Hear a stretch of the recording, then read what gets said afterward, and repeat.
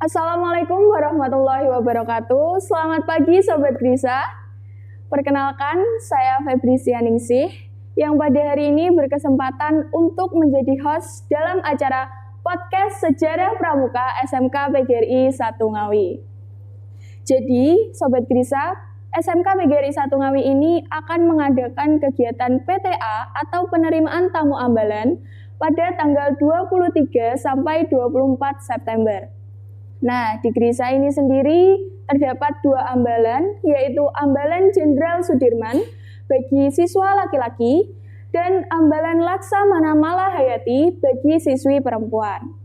Baik, di samping saya juga sudah ada salah satu guru dan sesepuh SMK PGRI 1 Ngawi sekaligus tokoh pencetus dari nama Ambalan Jenderal Sudirman dan Laksamana Malahayati. Kepada Pak Mul, boleh memperkenalkan diri? Ya, terima kasih. Selamat pagi. Salam Pramuka. Salam.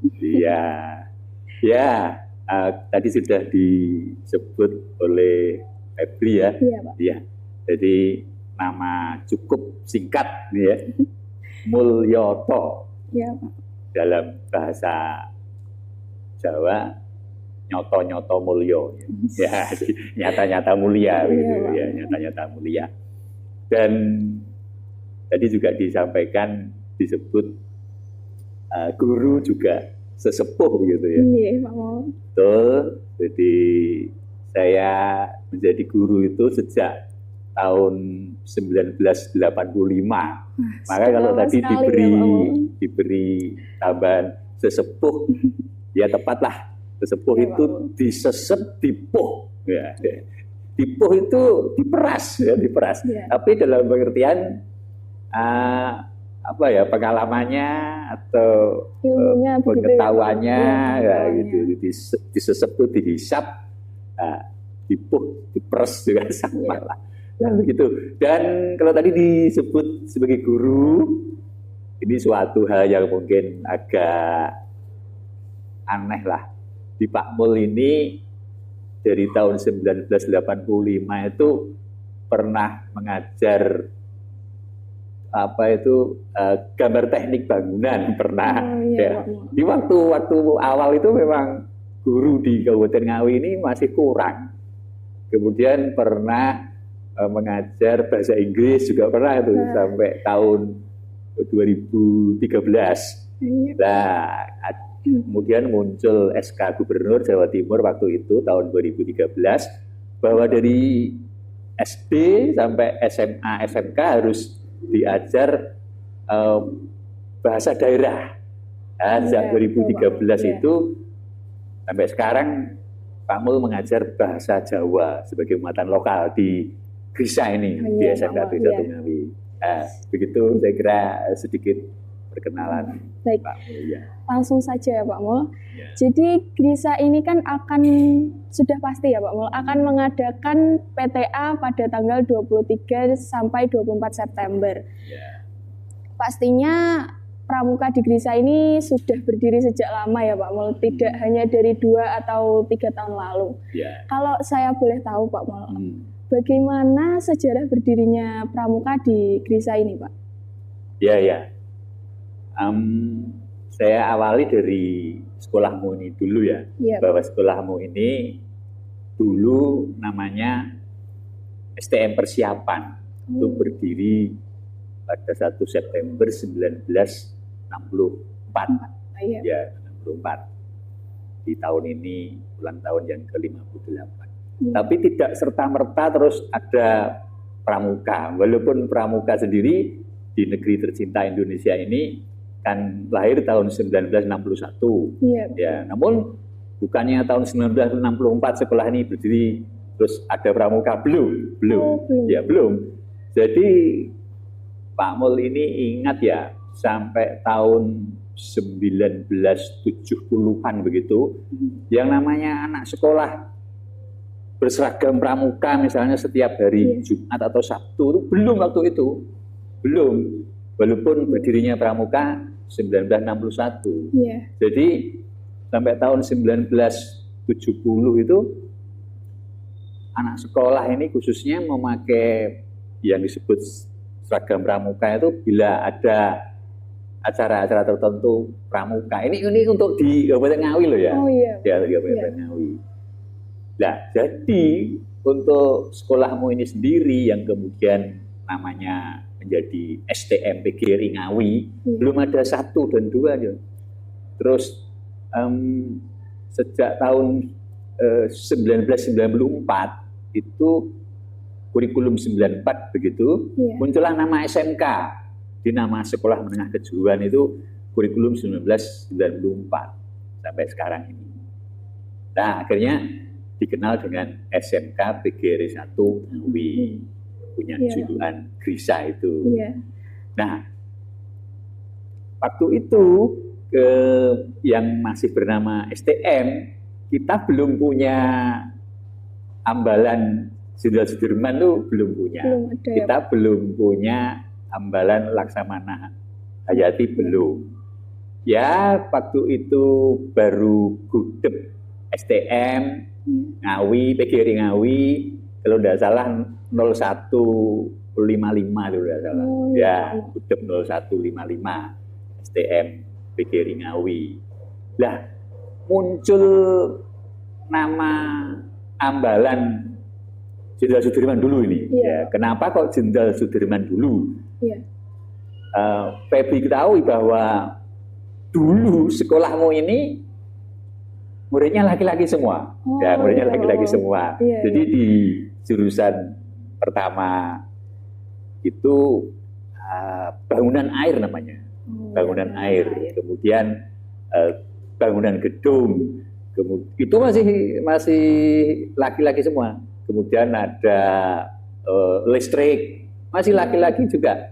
Nah, karena waktu itu laki-laki semua, maka kita mengambil nama ambalannya juga tokoh yang laki-laki, yaitu mengambil Jenderal Sudirman.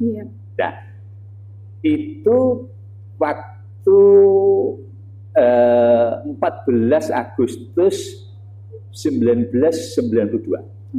Nah, jadi kita menggunakan nama ambalan Jenderal Sudirman itu kan pramuka ini 14 Agustus ya. Itu 14 Agustus 1992. Pak Mul masih jauh lebih muda, tidak seperti sekarang ya. Jadi masih gagahnya tidak, maksudnya sejak dulu kurus ya. Ya, tapi masih sangat giat lah di kepramukaan di sekolahmu ini. Jadi bapak ibu gurumu yang muda-muda belum ada itu yang sekarang seperti yang sekarang ini. Nah, itu saya ulang sekali lagi, itu 14 Agustus 1992 kita menggunakan nama ambalan kita adalah ambalan Jenderal Sudirman itu sedikit tentang, kalau tadi pertanyaannya kapan itu mungkin ada nyambung lagi yang tentang Jenderal Sudirman, yang ambalan Jenderal Sudirman. Iya Pak, selain itu alasan dibalik Pak Mul sendiri itu akhirnya memilih nama Jenderal Sudirman dan Laksamana Malahayati ini apa Pak? Ya, begini, tadi kalau Jenderal Sudirman kan penyebab atau alasannya kan waktu itu muridnya laki-laki semua ya. Iya Pak. Ini kebetulan Pak Mul ini suka membaca dan peminat sejarah lah. Oh iya Pak Mul. Peminat sejarah. Nah, gambaran saya sekolah ini apa ya atau siapa ya yang kira-kira pas menjadi panutan atau suri toladan di pramuka di sekolah ini yang waktu itu laki-laki semua. Nah, dari sekian tokoh-tokoh dan sebagainya itu Pak Mul condong kagum kepada Jenderal Sudirman. Ya, kenapa? Begini, Jenderal Sudirman itu karena ini di dunia persekolahan ya. Iya, Pak. Jenderal Sudirman itu sejak masih kecil amat sangat suka belajar. artinya Pak Dirman ini sejak kecil sekolahnya ini luar biasa. Yeah. Bayangkan waktu itu yang namanya sekolah itu hal yang sulit, berat lah. Tapi Pak Dirman ini orang yang suka belajar. Saya mengatakan suka belajar terbukti dari riwayat pendidikannya itu, beliau ini menempuh HIS. HIS itu kalau sekarang ya sekolah dasar lah. Sekolah dasar zaman Belanda itu. Pak Dirman itu lahir tahun 1916, jadi Indonesia masih, namanya aja belum Indonesia, namanya masih Hindia Belanda. Masih Hindia Belanda. Nah, Pak Dirman ini sudah sekolah di HIS yang Holland Inland School itu SD kalau sekarang. Luar biasa loh, zaman dulu anak kok sekolah di HIS ini luar biasa. Iya, kemudian Pak Dirman tidak hanya berhenti lulus HIS, sudah tidak. Beliau melanjutkan di Mulo. Mulo itu kalau sekarang SMP. Ya SMP, luar biasa Pak Dirman itu. Lulus dari Mulo tidak berhenti gitu saja, tidak. Pak Dirman melanjutkan ke Quick School. Quick School itu kalau sekarang nggak ada. Quick School itu kalau dulu Ngawi ini punya sekolah pendidikan guru. Sebelah utaranya alun-alun itu, sebelah baratnya Pemda. Dulu namanya sekolah pendidikan guru. Kalau zaman Belanda Quick School namanya. Ya, sekolah guru. Nah, Pak Dirman itu lulusan sekolah guru, luar biasa waktu itu. Luar biasa. Bayangkan Indonesia belum merdeka itu. Belum merdeka. Nah, artinya Pak Dirman ini orang yang sangat suka belajar. Akhirnya beliau menjadi guru loh Pak Dirman itu. Ya, menjadi guru. Nah, waktu itu, wah ini pantas dijadikan nama ambalan di sekolah ini. Itu dari alasan dunia kependidikannya ya, belajarnya ya. Kemudian Pak Dirman setelah ini masa Indonesia ini dijajah oleh Jepang. Nah, Jepang tahun 1942, Pak Dirman ini masuk menjadi PETA. PETA itu pembela tanah air. Masuk menjadi PETA, pembela tanah air. Pak Dirman ini kelahiran Purbalingga. Purbalingga itu Banyumas, Jawa Tengah. Namun akhirnya beliau ini tinggal di Yogyakarta. Jadi Pak Dirman itu waktu Jepang di Indonesia menjajah negeri ini, dia masuk PETA, pembela tanah air. Nah, di dalam PETA ini kan dididik, dilatih menjadi prajurit ya. Tapi prajuritnya Jepang. Nah, di prajuritnya Jepang.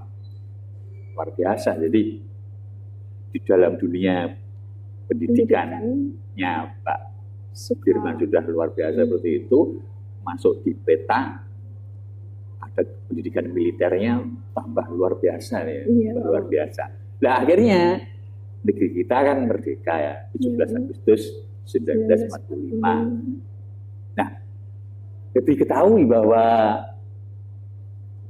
Indonesia merdeka 17 Agustus 1945 itu bukan kok terus merdeka, terus enak, tidak.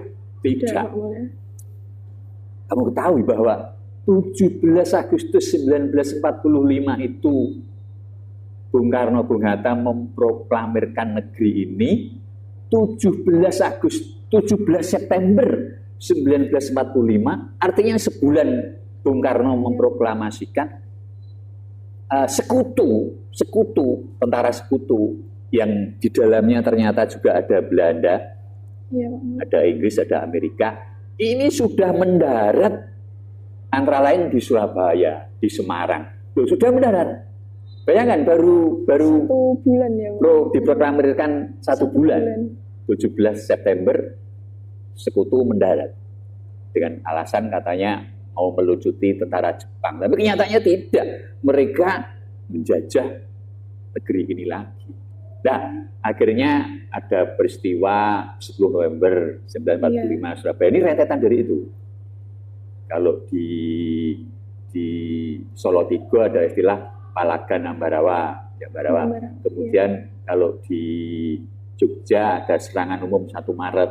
Nah, di situ peran siapa itu Pak Dirman, peran Pak Dirman yang saya sangat kagum itu pada agresi militer Belanda yang kedua tahun 1948 karena Pak Dirman ini akhirnya oleh Tentara Keamanan Rakyat, oleh BKR Badan Keamanan Rakyat, oleh Bung Karno ditunjuk sebagai panglimanya tentara waktu itu. Nah, pada agresi militer Belanda yang kedua tahun 1948 yang pusat pemerintahan atau ibu kota negara itu Indonesia ini ada di Yogyakarta, yang mana Pak Dirman juga ada di Yogyakarta. Beliau ini untuk menunjukkan pada dunia bahwa negeri Indonesia yang merdeka 17 Agustus 1945 itu masih punya tentara. Bagaimana cara Pak Dirman menunjukkannya? Beliau ini walaupun kota Jogja dan istana sudah dikuasai oleh tentara Belanda, beliau ini mengadakan perang gerilya. Nah, Pak Dirman ini kan dikenal dengan perang gerilyanya. Bayangkan, Pak Dirman akan berangkat perang gerilya. Itu meminta kepada istrinya sendiri, kalau tidak salah Bu Rahmi itu namanya, supaya menjual harta kekayaannya yang berupa mas-masan ya, barang-barang berharga mas-masan itu untuk dijual untuk apa? Untuk biaya perang gerilya. Coba apa ada orang zaman sekarang hartanya sendiri untuk membiayai perang? Iya. Bayangkan. Untuk menunjukkan pada dunia bahwa Indonesia masih ada punya tentara. Lah, ini luar biasa. Ini artinya pengorbanannya seperti itu. Iya, pengorbanannya seperti itu. Betul. Akhirnya Pak Dirman dengan banyak prajurit dan lagi yang pantas kita contoh semangatnya, Pak Dirman itu sebenarnya sudah gerah, sudah sakit paru-paru. Pak Dirman itu sakit paru-paru. Tapi karena semangatnya yang luar biasa itu, beliau mampu memimpin ya, tidak sekedar berperang gerilya, tapi memimpin ini, menyemangati, memimpin. Sudah sakit raganya, namun jiwanya lah yang kuat. Maka di lagu Indonesia Raya itulah jiwa raga kami. Bangunlah jiwanya, bangunlah badannya ya. Kalau di lagu Padamu Negeri itu jiwa raga kami. Artinya jiwa ini sangat utama, lebih utama. Jiwanya kuat bisa menguati raga, walaupun Pak Dirman raganya sakit. Sudah sakit raganya, jiwanya mampu menguati untuk membiayai menjual kekayaannya. Dan kekayaannya yang dijual adalah miliknya istrinya. Coba bayangkan ya, mas-masan itu berangkat. Dia berangkat perang gerilya, tidak hanya di Jogja ini, sampai masuk Jawa Tengah, sampai Wonogiri, bahkan masuk Jawa Timur itu, sampai di Ponorogo, bahkan kalau tidak keliru itu pernah sampai di Nganjuk, kembali lagi ke Jogja akhirnya itu. Kurang lebih kalau di sejarah itu Pak Dirman itu perang gerilya itu ada sekitar 7 bulan. 7 bulan? Ya, 7 bulan. Ya, 7 bulan. Nah, ini dan ini saya yang paling Ternyoh ya. Iya. Itu Pak Dirman waktu mundur dari perang gereja itu disambut oleh Bung Karno yang karena ibu kota negara waktu itu ada di Yogyakarta, di Gedung Agung itu. Bung Karno itu luar biasa orang.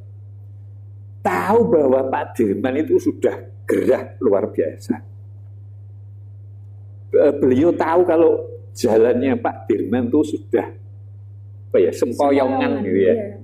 Itu cara berjabatan tangan Bung Karno ke Pak Dirman itu, Bung Karno maju lebih dulu, berjabatan tangan dan dirangkul Pak Dirman. Diandaikan Pak Dirman ini dipegang tangannya, jabatan tangan ini tidak dirangkul oleh Bung Karno, jatuh. Luar biasa. Jadi Pak Dirman Bung Karno ini luar biasa. Lah, dari itulah waktu itu 1992 saya ngambil Sudirman ini menjadi nama ambalan kita. Ya, Sudirman. Karena apa ya? Mohon maaf saya nyebut anak-anak gitu ya. Tidak adik-adik anak-anak yang di pramuka di sekolahmu ini bisa menauladani Pak Dirman yang luar biasa itu. Yang laki-laki ya, yang pa ya, yang putra ya, yang pramuka putra. Nah itu mungkin, mohon maaf saya ternyata betul sama kalau Pak Dirman ini ya tentang Pak Dirman ya. Ya, jadi kalau tadi Febri kalau tidak salah juga menanyakan ambalan kita yang yang putri ya. Kenapa kok Pak Mul memilih Laksamana Malahayati? Itu juga tidak asal-asalan ya, tidak asal-asalan. Ada kemiripan, ada kesamaan dengan Pak Dirman Laksamana Malahayati itu. Nah, ini Laksamana Malahayati ini kenapa saya mengatakan ada kemiripan khususnya di dunia pendidikan dulu ya, dunia pendidikan dulu. Kalau tadi saya mengatakan Pak Dirman terus pendidikan formalnya luar biasa ya, runtut dan sungguh-sungguh beliaunya akhirnya sampai menjadi guru. Nah, Laksamana Malahayati ini ada bayangan kalau Pak Dirman hidup di abad 20 karena beliau lahir tahun 1916, tapi sayang Pak Dirman itu masih muda, usia 34 tahun kalau tidak salah, tahun 1950 beliau sudah meninggal. Nah, Laksamana Malahayati ini hidup abad 16. Bayangkan, abad 16. Ya, abad 16. Kita belum dijajah Belanda itu. Ya, dijajah Belanda. Jadi yang pertama datang tuh kalau menurut sejarah katanya Portugis ya. Portugis. Ya. Abad 16, 1500 berapa gitu, Pak Mul nggak hafal, Laksamana Malahayati. Laksamana Malahayati ini pendidikan di kemiliterannya kalau zaman sekarang keluaran akademi militer. Luar biasa. Jadi di Kesultanan Aceh, Kesultanan Aceh, artinya di Kesultanan Aceh ada pendidikan militer yang luar biasa. Dan Laksamana Hayati ini dia perempuan, dia masuk di pendidikan itu sampai akhirnya dia menjadi Laksamana. Laksamana artinya kan suatu jabatan yang tinggi di Angkatan Laut. Jadi bayangkan perempuan putri ya, abad 16 sudah lulusan akademi militer. Kemudian artinya pendidikan Laksamana Malahayati tidak sembarangan. Tidak sembarangan. Jadi runtut, memang suka mencari ilmu, suka belajar, dan lagi Laksamana Malahayati ini tak jauh dari Pak Dirman itu suka membaca dan suka menulis. Jadi apa yang beliau lakukan ini beliau tulis.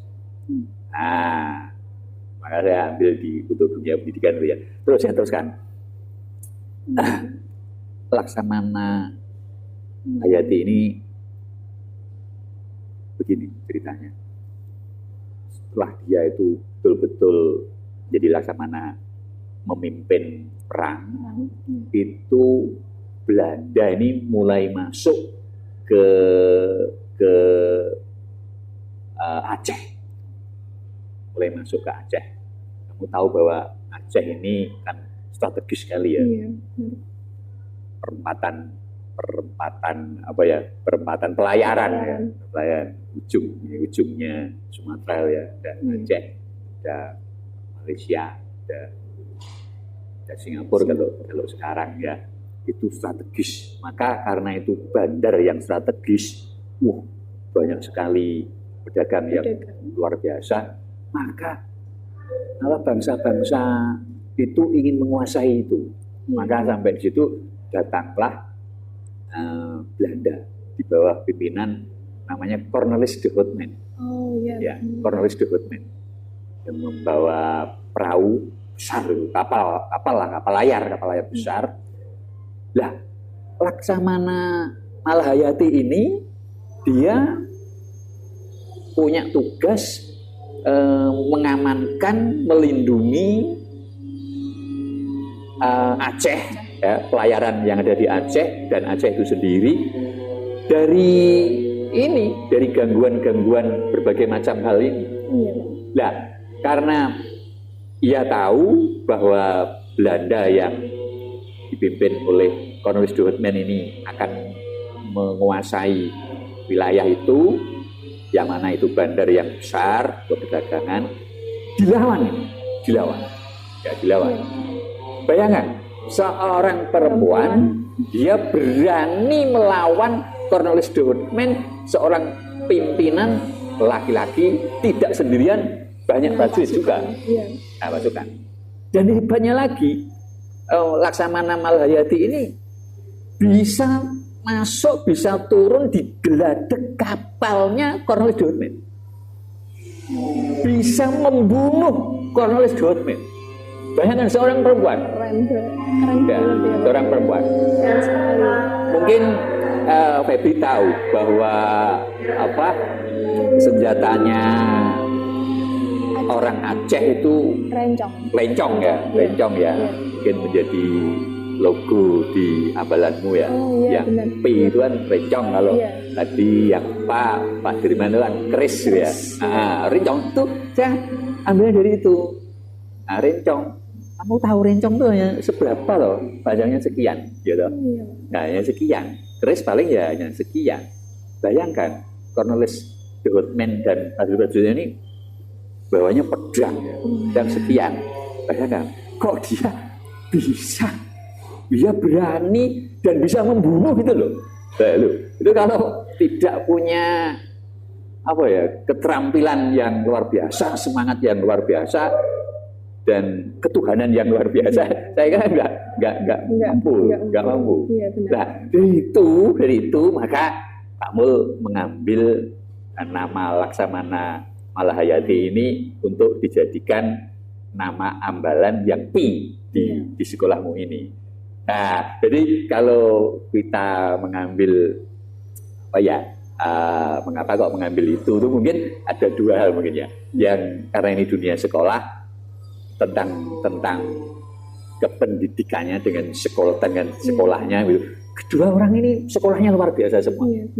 Nah, dengan penuh semangat untuk mencari ilmu, untuk mencari keterampilan dan macam-macam, luar biasa. Kemudian dari segi kepatriotannya kepatriotannya, kecinta tanah airnya, di dasar dharma itu kan ada patriot ya. Itu. Nah, ambil itu. Dan mungkin kalau Pak Dirman orang Jawa ya, Ngawi ini Jawa, mungkin kenapa Pak Mul kok ambil dari Aceh? Bhinneka Tunggal Ika, ya toh? Iya, Bhinneka Tunggal bener, Ika. Pak. Iya. Negerimu ini, Sangat. apa ambalan di Ngawi kok ambil Laksamana Malahayati. Wih, Indonesia. Iya. Bhinneka Tunggal Ika. Jadi dari Sabang sampai Merauke, Merauke, ya toh? iya, Pak. Nah, iya, walaupun kita di Jawa, wow. Nah, terus, jadi ada dua hal yang Mendasari begitu ya Pak. jadi kenapa akhirnya menjadi nama-nama ambalan di sekolahmu ini ya. Iya. Nah, kalau tadi Pak Dirman itu menjadi nama ambalan kita itu 1992, kalau Iya. Laksamana Malahayati itu baru kok itu 2018 ya. Oh, baru 2018. Iya, 2018 ya. Jadi Masih walaupun baru sekali, Pak. baru, jadi walaupun apa, akhirnya tadi kan sekolahmu ini punya jurusan listrik, Iya, Pak. tapi waktu itu listrik itu saya tahu muridnya perempuan baru 2, jadi kita mau punya 10 putri ya belum bisa, belum bisa mengikuti kegiatan kepramukaan dan sebagainya, itu belum bisa untuk putri waktu itu. Kemudian kita punya jurusan teknik komputer jaringan, kemudian punya perhotelan, kemudian punya apa namanya multimedia, ya. Sekarang namanya DKV, ya, bangunan dan sebagainya. Itu semakin banyak murid perempuan. Lah akhirnya baru punya ambalan yang putri. Ya, kemudian waktu itu kalau pembina yang putri itu Bu Susi, ya Bu Susi itu apa ya, ngomong-ngomong sama Pak Mul ini, bagaimana kalau juga diberi nama tokoh gitu ya. Dan akhirnya saya mengambil nama Laksamana Malahayati itu 2018 itu. Iya, masih. Tapi sebenarnya sebelum 2018 sudah ada kegiatan kepramukaan yang itu sudah ada, tapi kalau nama itu digunakan untuk nama ambalan itu tahun 2018. Dan kalau tidak salah nama apa nomor gudegnya itu berapa ya, 144 gitu. Ya, malah yang PIN mungkin 144, yang PA 133. Ya mungkin itu. Iya. Ya itu apa sedikit tentang apa alasan atau apa mengambil nama-nama atau ambalan itu. Jadi Pak Mul ini memilih namanya juga sangat-sangat luar biasa ya Pak Mul, karena memikirkan juga untuk menjadi contoh bagi siswi-siswi dan siswa-siswanya. Oh iya, jadi agar adik-adik ini, anak-anak ini yang ikut di kepramukaan di SMK PG 1 Ngawi ini nggak sembarangan, nggak orang gerai, ya. Jadi dengan dia apa punya nama ambalan Jenderal Sudirman misalnya ya, saya mesti meneladani Pak Dirman. Dan teladan-teladan seperti apa yang si Pak Dirman? Oh ini, ya. Terus yang P seperti Febri ya. Kenapa ambalan saya ini namanya kok Laksamana Malahayati? Oh, ternyata Laksamana Malahayati itu seperti ini.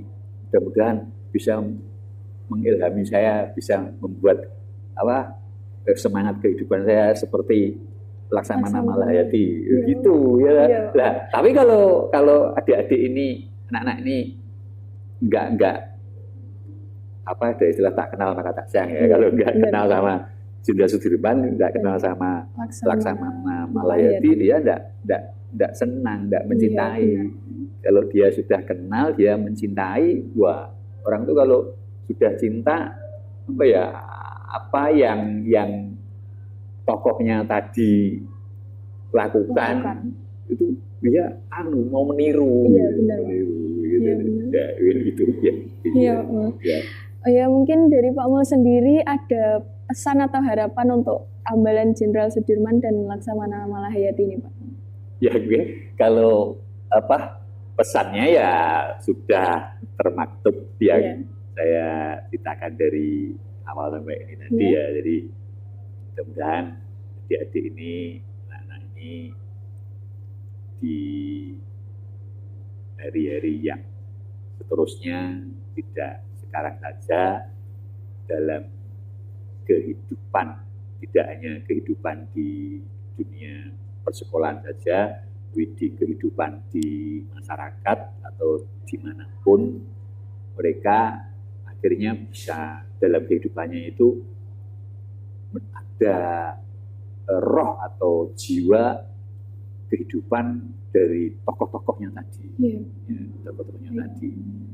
Saya ulang lagi, agar mereka dalam kehidupannya itu bisa terilhami oleh tokoh-tokohnya tadi, dia harus kenal. Dia harus kenal. Nah, makanya nanti, ya bukan nanti, saya kira sudah itu ya. Nah, teman-temanmu itu, kawan-kawanmu semua mesti tahu itu, agar mereka kena pengaruh yang baik loh ya. Itu yang diharapkan oleh Pak Mul ya. Pak Mul. Ya. Dan nampaknya dunia kepramukaan sekarang ini memang saya sebut luntur gitu sajalah dulu. Ya, luntur itu bisa diperjelas lagi, bisa diperkuat lagi. Kalau zaman dulu namanya diwenter ya, wenter itu zat warna ya. Nah, jadi saya kira kalau dunia kepramukaan ini Indonesia loh dia. Indonesia ini, saya kira Indonesia ini. Jadi dengan lunturnya dunia kepramukaan, kemudian khususnya di Ambalan Jenderal Sudirman dan Ambalan Laksamana Malahayati ini, setidak-tidaknya dengan mereka tahu nama ambalannya, kemudian kenapa waktu itu menjadi pewarna, zat warna, semangat luar biasa. Terus lagi sedikit ingat ini bahwa Bapak Pramuka kita ini Sri Sultan Hamengkubuwono IX ya, itu bayangan ada kesamaan ini antara tiga orang ini ya. Jadi baik Pak Dirman Laksamana Malahayati, kemudian Sri Sultan Hamengkubuwono IX, ini sebenarnya orang dari keluarga yang ningrat atau terhormat atau begitu. Nah gitu ya. Namun mereka ini hidup biasa, bermasyarakat luar biasa. Luar biasa. Sederhana. Sederhana, ramuan sederhana juga. Ini Bapak, saya hampir lupa tadi ya. Ini jadi itu yang bisa saya harapkan, mudah-mudahan kepramukaan khususnya di PGRI 1 Ngawi ini menjadi lebih cemerlang gitu ya, dan untuk di Indonesia juga lebih kuat warnanya. Baik, penjelasan dari Pak Mul ini bagi saya juga sudah sangat cukup untuk menjawab rasa penasaran saya dan mungkin Sobat Grisa yang lain mengenai sejarah berdirinya Pramuka di SMK PGRI 1 Ngawi ini. Baik Sobat Grisa, itu tadi penjelasan mengenai sejarah Pramuka SMK PGRI 1 Ngawi yang telah disampaikan oleh Pak Mul. Terima kasih kepada Pak Mul telah menyempatkan waktunya untuk menjelaskan. Dan saya selaku host meminta maaf apabila ada kesalahan atau kekurangan dalam pembawaan acara ini. Sampai jumpa di acara podcast selanjutnya. Terima kasih yang sudah menonton. Wassalamualaikum warahmatullahi wabarakatuh.